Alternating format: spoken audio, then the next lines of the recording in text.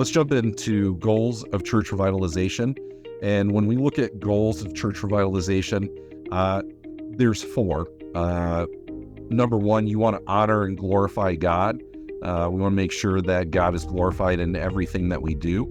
And so 1 Corinthians 10:31, so whether you eat or drink or whatever you do all to the glory of God, that he is honored in everything that we do. And so in a church, we want to make sure that God is honored and glorified by our actions, our attitudes, our words, the ministries that we do. Help the lost. Luke 19:10, for the Son of Man came to seek and to save the lost. It is critical for us to understand how to reach those that don't know Christ, that they would put their faith in him, that their lives would be transformed by that.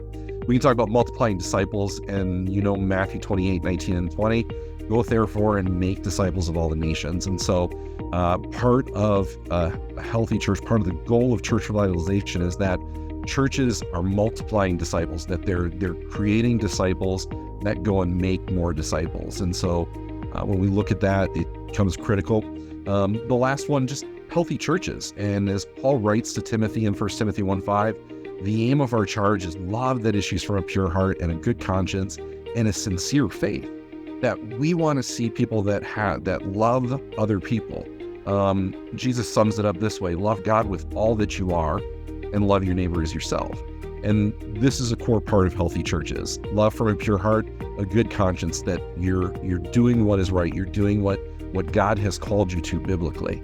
And then lastly, a sincere faith, which is critical. And so when we talk about goals of church revitalization, the goal is not to be the biggest church.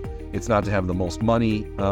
It's to honor God. It's to help the lost. It's to multiply disciples. It's to be a healthy church. Okay.